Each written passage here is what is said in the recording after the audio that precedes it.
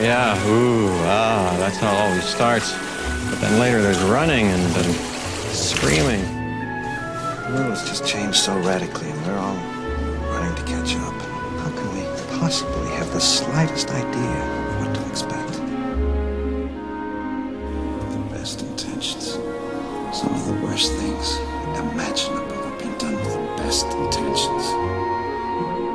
Dr. Malcolm, I have to share a few campfire stories with my uncle. You can convince the Washington Post and the Skeptical Inquirer of whatever you want. But I was there, I know what happened, and so do you.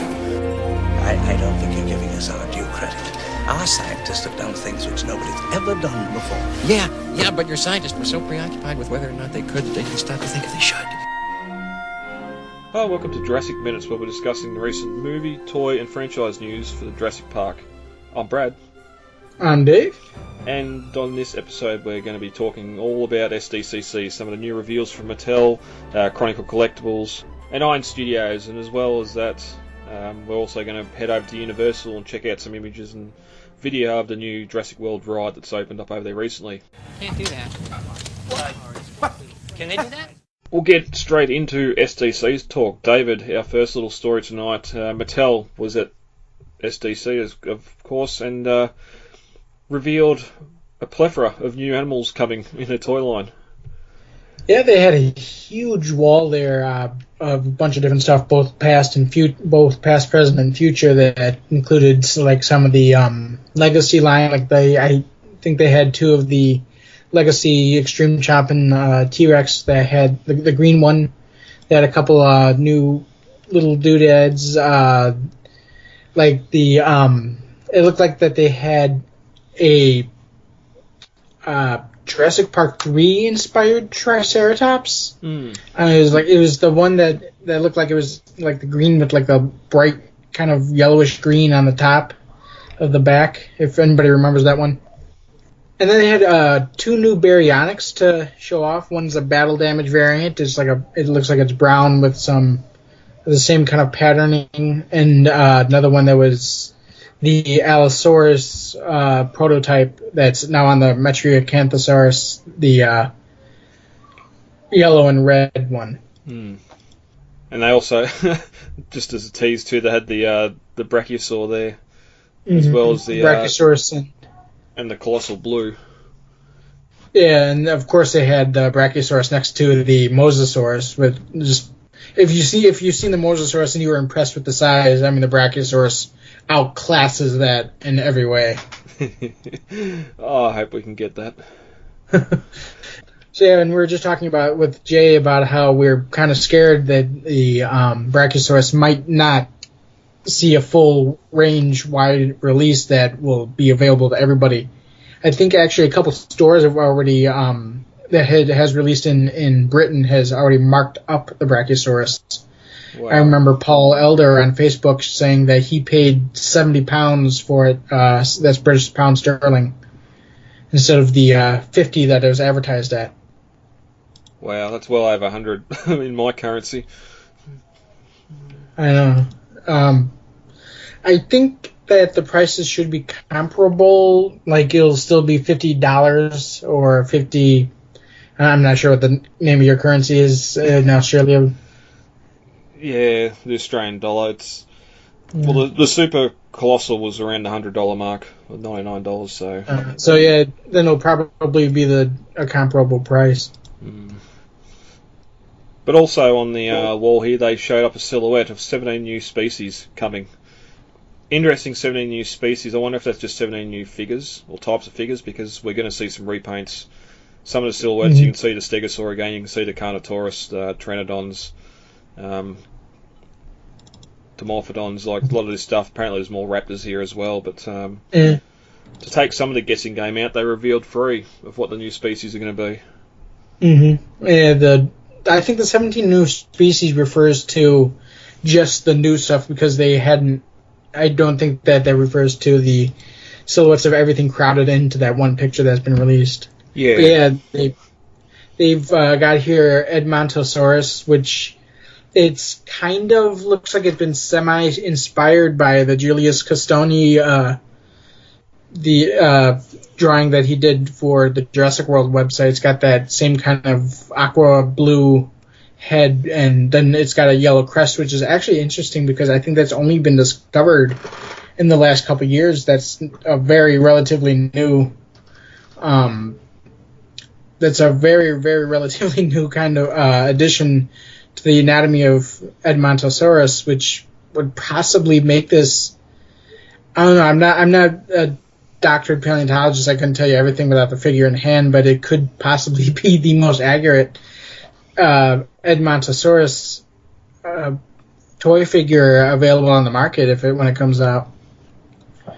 We also got Alioramus, which is a Tyrannosaurid, so it's great. We finally get more Tyrannosaurids in this lineup, add to Albertosaurus.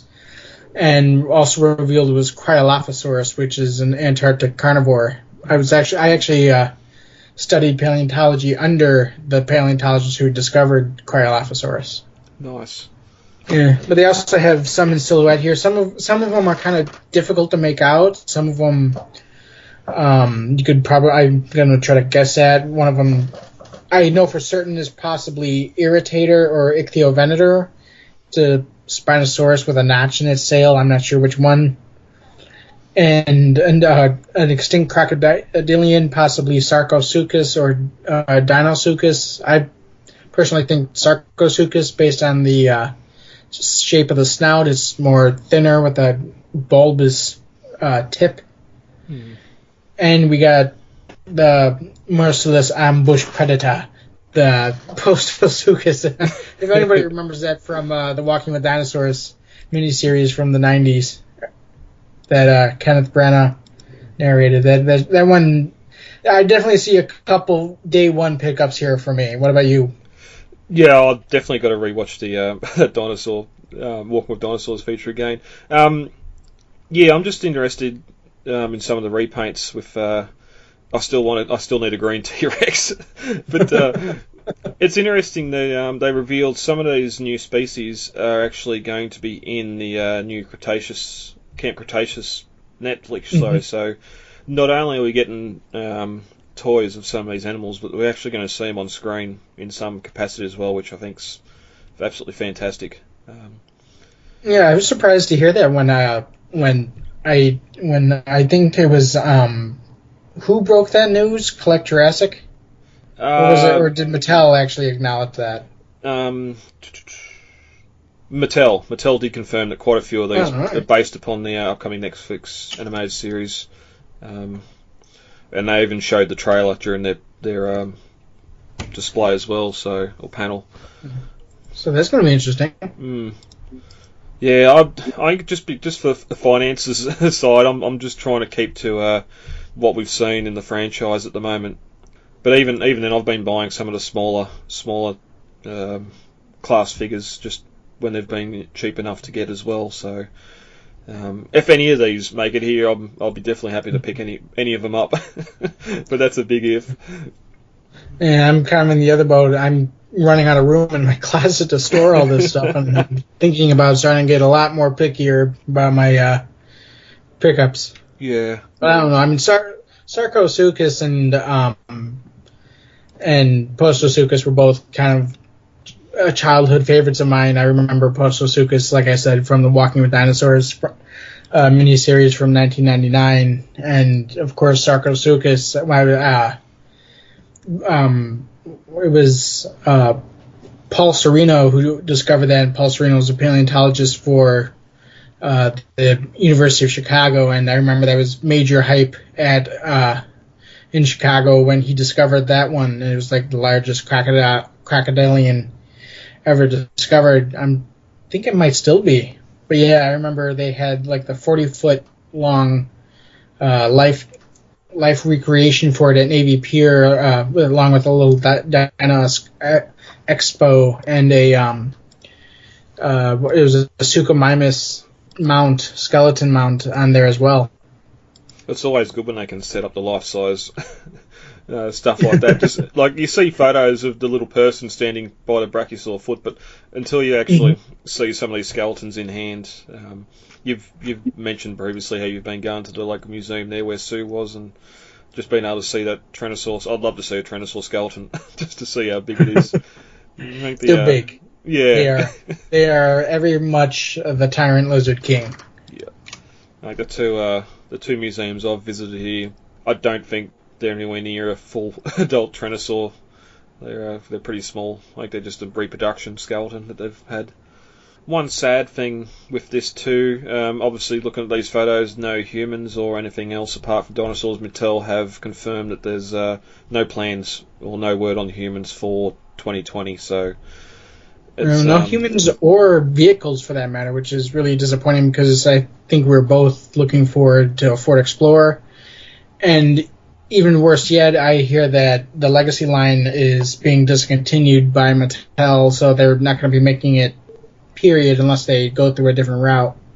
Yeah, it's because that first I think it's the Dimetrodon Capture Jeep that come out. Then they rejiggered that for a Legacy Jeep, and that was at the very start of the line. I thought by the time we got towards the end of the Legacy line, we would at least seen a reveal or plans were released for a Explorer. It's been a couple of years. Mm-hmm.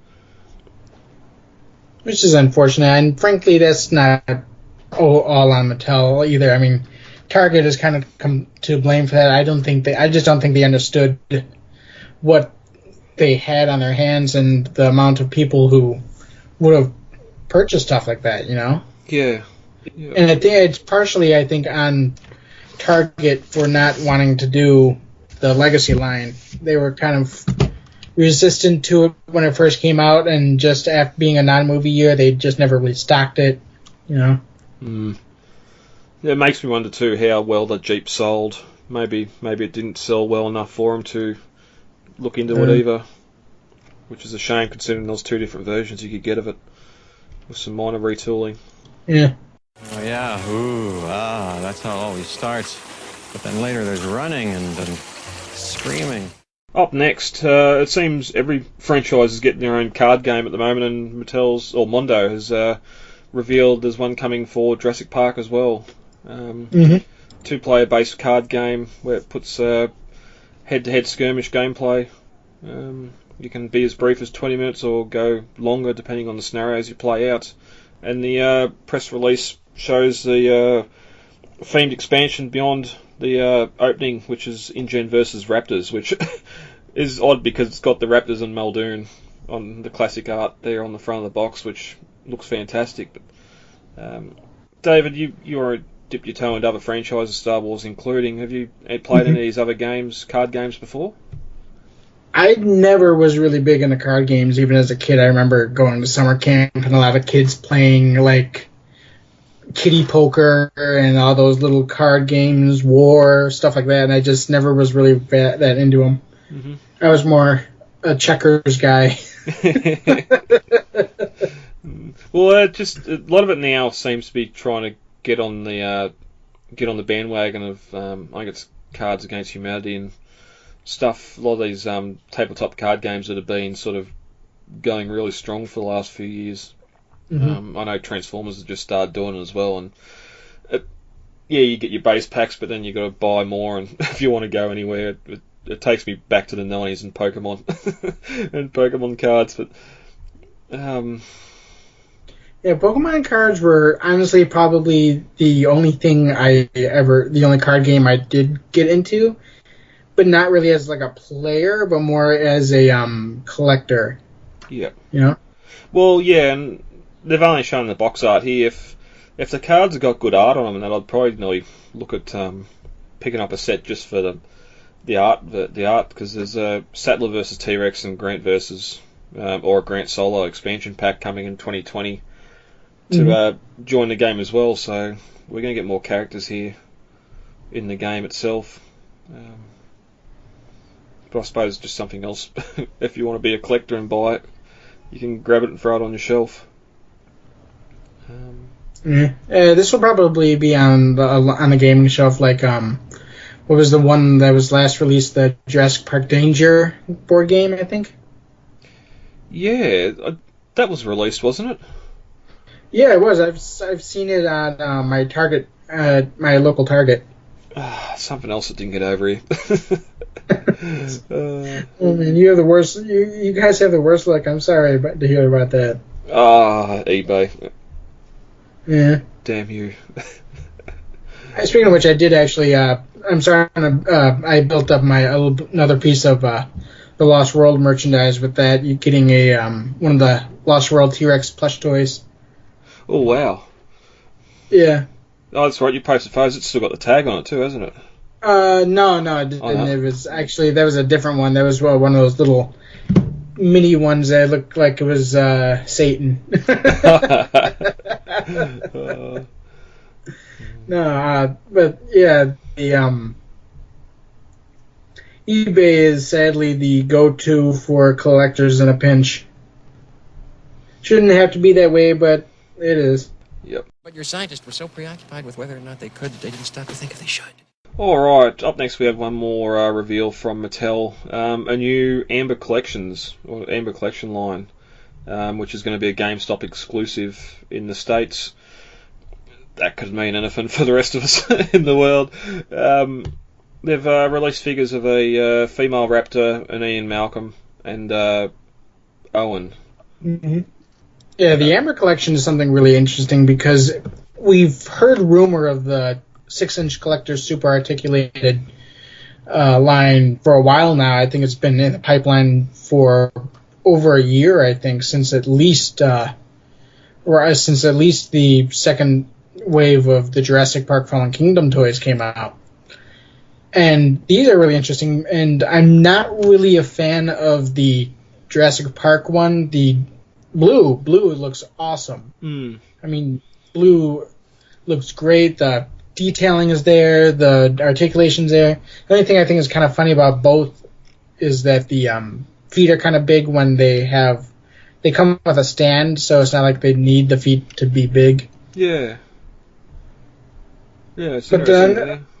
the unfortunate thing is that the Jurassic Park Raptor is just a repaint of the blue figure, so it doesn't have the physical features of the Jurassic Park Raptor. It just looks like a repainted blue. The skull is too conical. The teeth aren't shaped right. It just doesn't look like the Jurassic Park Raptor. It looks like blue but brown. You know? Yeah. Plus, you're pairing it up with a figure of a character that never even met the Raptors in Jurassic Park as well. Like, I'm sure there's more to come, and we said before how Mattel's not continuing the human lines in the legacy, but maybe this is another version, another way for them to do it. But again, here we get into Malcolm where we've already got a Malcolm. I'm sure if Dr. Grant's revealed next, we're just going to be going around in circles. But the old one looks actually pretty good too. I mean, the pose they have the figure in kind of looks a little kung fu-y, but it's otherwise a very good likeness of Chris Pratt. Just comparing the face sculpts, it looks fantastic, looking like Chris Pratt. Whereas Malcolm, is Malcolm that hard? Like, he's smiling for one, and I don't know. Malcolm looks a bit odd. Yeah. I mean, I'm not sure what they can't quite get right with it, but I mean, it just doesn't. It looks scantily like Ian Malcolm, you know? Yeah, and we could say, rightio, well, it's only a low price point. They're not going to be able to go too photorealistic here with the characters and the actors, but we're going to find out in a minute that even the more expensive stuff can't do it either. But yeah, it's good to see that there's some small figures, some human figures here coming. Are they 6-inch, are they? Yeah, the both are 6-inch scale. Oh wow, okay. That'll be interesting. Hopefully we start seeing some of this stuff coming out. What are they doing?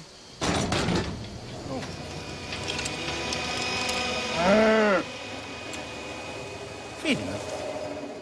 Moving up in price scale quite a bit, Chronicle Collectibles was at SDCC as well, and over the years they've revealed a lot of stuff. A couple of years they revealed their Dr. Alan Grant, which didn't come out then there was word that they weren't going to do human figures anymore, and now all of a sudden he's back again with a friend. But the Grant itself is a little bit different to the original one we've seen. The clothing's been changed. They've changed the face sculpt. They weren't 100% happy with the original face sculpt of that Grant, and I think here they've gone backwards across the whole figure. You think? Yeah. I think it's a vast improvement. Okay. I don't know about that goofy smile. It's just hard. Like I messaged. I was talking with Chronicle on their Facebook group last night about this photo, and someone else asked about it, and I said, well, possibly Sam Neill hasn't given his likeness or anything, and Chronicle have come back and said, no, we have his we're working with him and to get his likeness, and I just don't, for the price of this figure, how it can be so different to what Sideshow's doing with their 1/6 stuff, where you can have a Robert Downey Jr. sitting there and it looks like the shrink rays shrunk him down, yet here Sam Neill just doesn't quite look right. Well, another thing to consider is this is not actually a statue. It's like what its partner here is a posable figure. It's a 1/6 figure, and next to it is a same scale, beautiful, incredible. I don't even know what else. I mean, it's breathtaking. This posable Velociraptor that they've got next to it. The sculpt is perfect. The paint is perfect. Now, unfortunately, I expect a lot of that. I unfortunately expect the paint to not be like this when we get to the final release. But I mean, it looks good now. So I believe that it was painted by Alex Alba, who was works for Chronicle Collectibles. It's print, they called it. It's a I'm assuming that's going to mean that they 3D printed the parts, but I messaged them and asked them what they sourced it from, because I mean this is just so accurate. It's like they took one of the maquettes and chopped articulation into it. That's how good it looks. The Iron Studios Raptors, the posable statues they had, were they 1/6 as well, or were they smaller?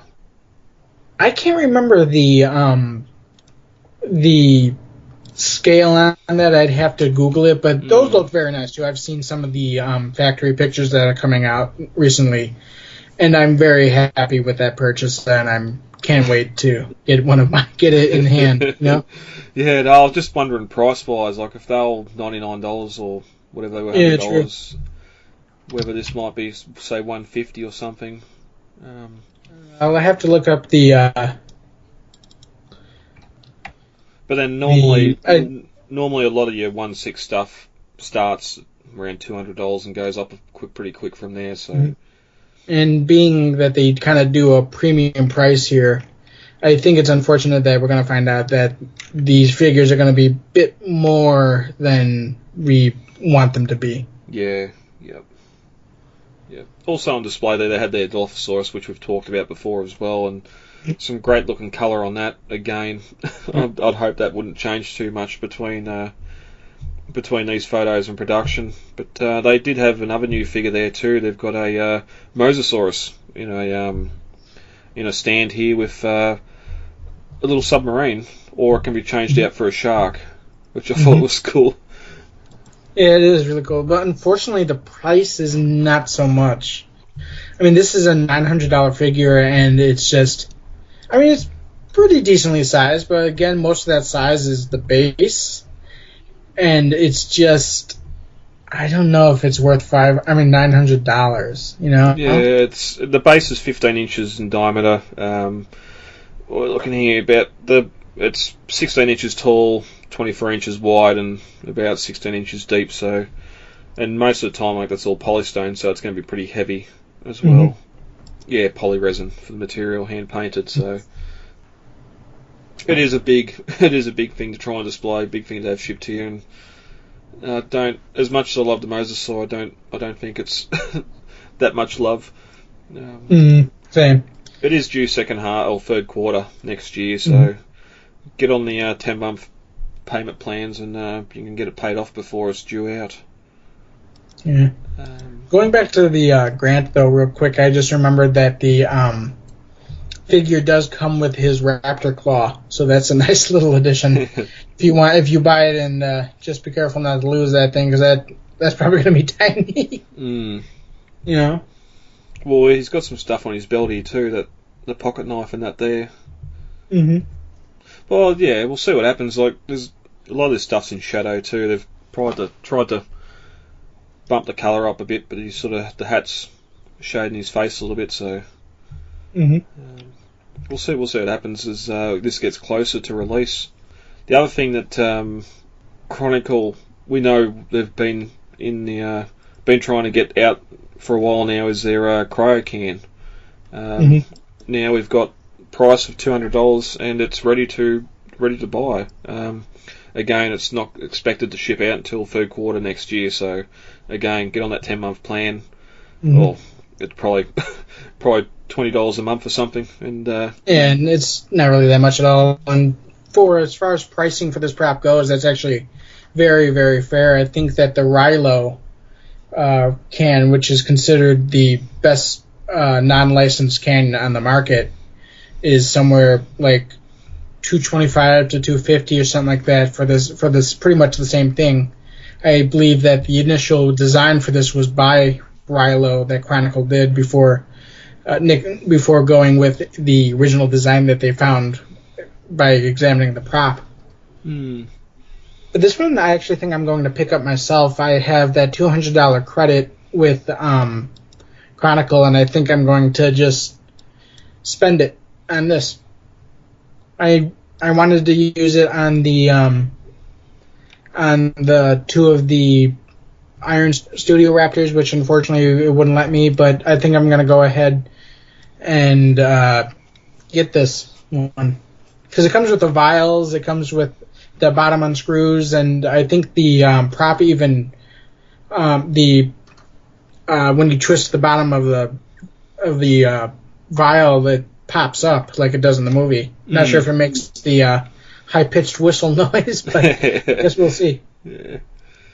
Yeah, one good thing here too that I was wondering about, it actually says it's got the retro label on the can, which I know the one I've got's made from a new Barbasol can, so you got the website on the back, which isn't really 1993 accurate, but yeah, as you're saying, like all 10 vials with the numbering systems on it.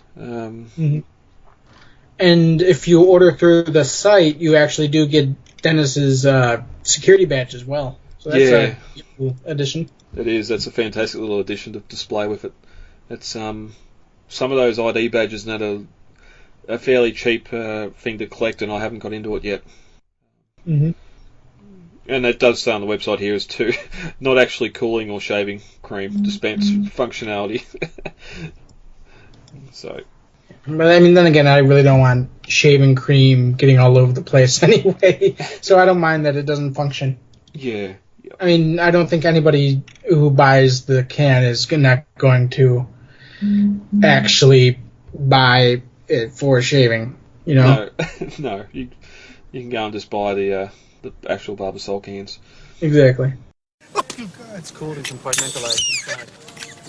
You got so that's great. Customs can even check it if they want to. Let me see. Go on. There's enough coolant inside for 36 hours. No menthol? The embryos have to be back here in San Jose by then. That's up to your guy on the boat. 7 o'clock tomorrow night on the East Dock. Make sure he gets it right. Iron Studios, they've been quiet, I think, since those raptor statues may have been SDC last year. But they've come back this year with something quite remarkable and something that's going to give Chronicle a run for their money. They're doing their own version of the sick Triceratops diorama at 1/10 scale, and there's a few little inclusions here that go with it, which David help. Oh man, this is fantastic. Yeah, it is. I'm not sure the price on this one yet. I know that that's been kind of a asking, but yeah, it's got Jerry Harding, it's got I think Tim, it's got Ellie, and it's got Grant, and they're all crouched around this thing. Oh, and looks like Lex is there too, standing behind the tail. But yeah, I mean, oh my god, the detailing they have going on with this thing blows Chronicle out of the water, I gotta say. And the colour too. Oh yeah. Yeah. The problem I had with the Chronicle one was that it looked almost kind of like a rusty red. This one looks like they took the concept that Chronicle was trying to do, and actually got it right. They actually did it looks like you can see a little bit of the original patterning coming through along a brown body. Yeah. You know? Yeah. And for those listening, it is that classic scene of Ellie squatting down to check the Trike's eyes, and Jerry's down beside her as she tries to give a diagnosis, and that classic pose of Grant laying across its belly, listening to it, feeling it breathe in and out. And his face looking at this thing, let's admit it's all our faces looking at this thing. Yeah. I mean, he's just got the goofiest, just like the movie, he's got the goofiest, happiest grin on his face. This looks fantastic. 1/10 scale. It's going to be big. This is... What was the T-Rex escape, the T-Rex breakout 1/10? I can't remember now. Yes, I believe it was. Yeah, so they seem to be sticking to that scale. So these humans are going to be that big. Given how much the Tyrannosaur was, and its stand, or the Explorer it's standing on, this probably a good guess this is going to be around $1,000. I wonder if there's if there'll be an option like the Tyrannosaur where you can just have the sick Triceratops and not the human characters as sort of like an entrance point to it, and the premium releases more of this 5 characters included. Yeah, that might be possible, because it does look like the at least Lex and Tim come away from the figure. So it'd be nice, because I mean, yes, I'd love to have the whole scene, but I mean, if you're kind of strapped for cash, like I am, I could see that a reasoning to go ahead and just buy the Triceratops alone, or even if possible, if they do come out separately, and you want the Lex, I mean, that'd probably be the first Lex figure we've gotten, right?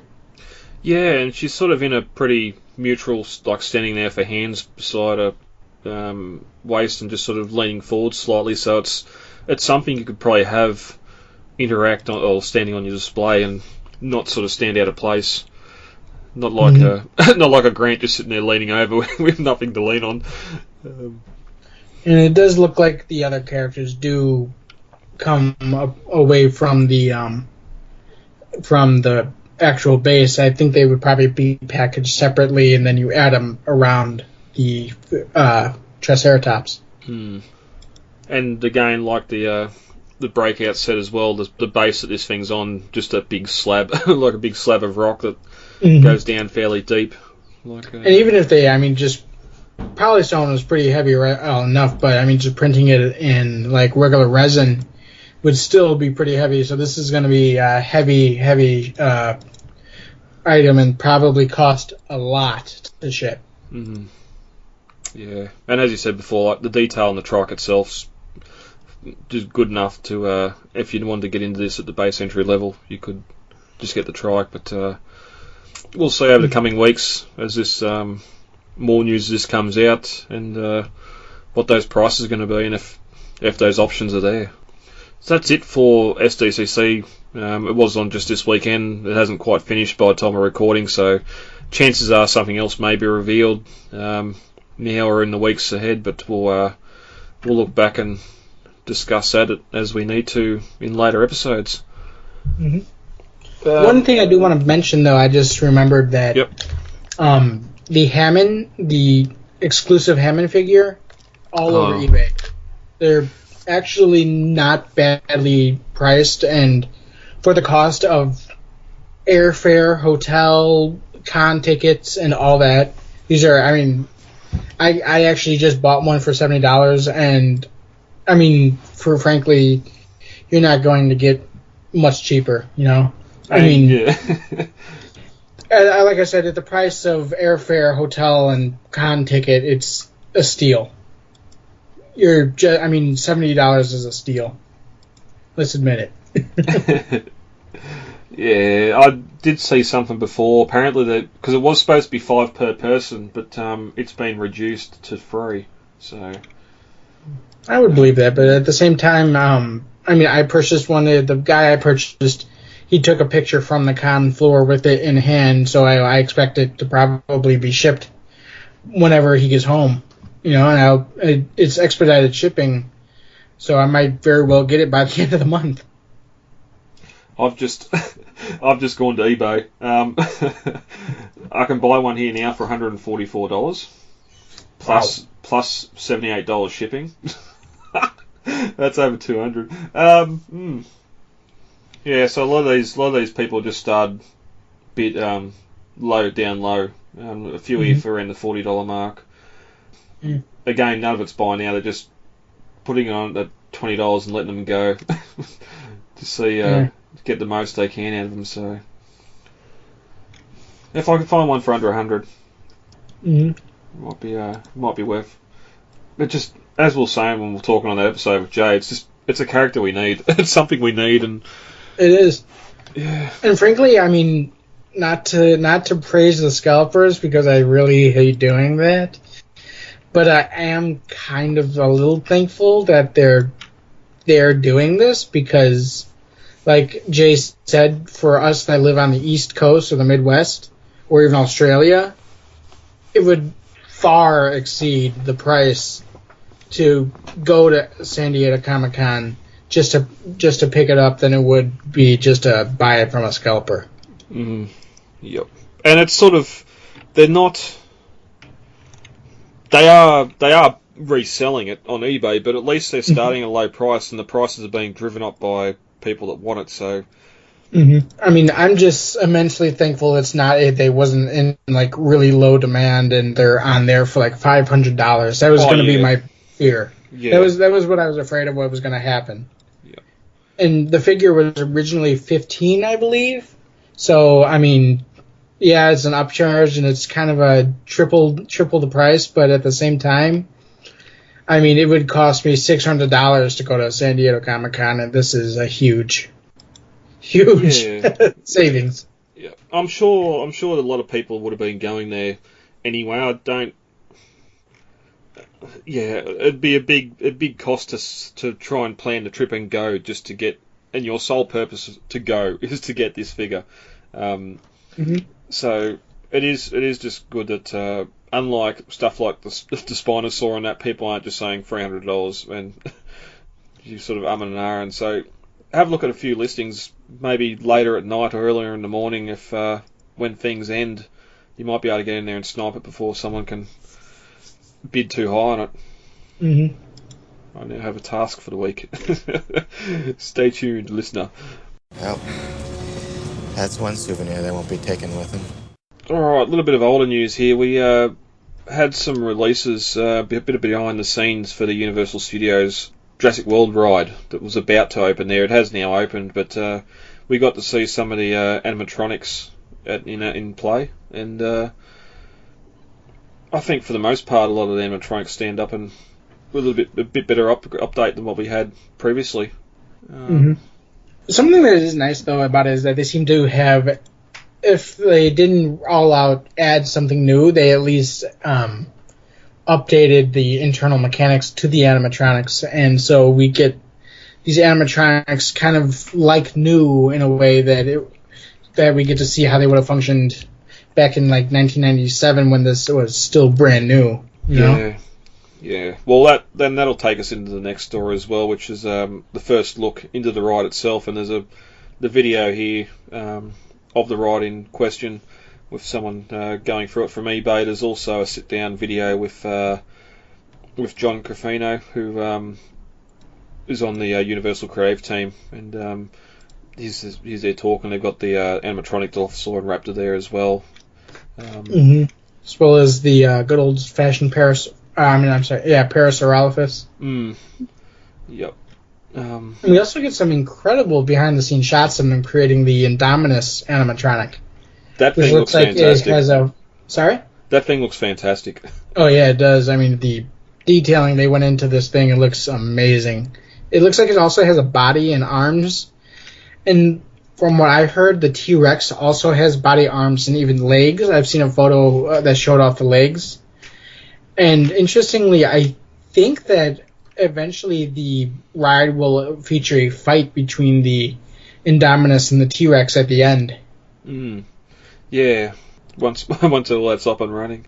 But as for the ride itself, going through this video of them going on the ride, the stuff with the mosasaur is fine. Going through that sort of hallway, and you've got the big screens either side depicting the underwater stuff of the mosasaur tank and eating the shark, and it's probably not something that's going to live up to repeated rides on it. But sorry, go ahead. My biggest issue with it is the fact you get to the end of the screens and it just goes out into open space. It's like, well, where you don't come out from underground or anything like that, as if you were down looking at the mosasaur tank. So immediately the geography of the sort of ride's a little bit off there, but. I mean, I think my biggest problem with it is the fact that it just makes the ride kind of feel smaller in a way, because you basically go to 3 places instead of going through that big lagoon like you went through at the first, when the ride was originally open. Instead, now you go through this tiny little tunnel with a TV screen, which is admittedly kind of cool because it has a thing where it replicates the weather from outside. So if the weather outside and above you will always be what you'll see on the screens. It's kind of like a Hogwarts castle kind of effect. Oh, okay, I didn't notice that. One thing I do like with it too is the when it hits the walls, which is the screens, that you get that cracking and the water effect sprays over the top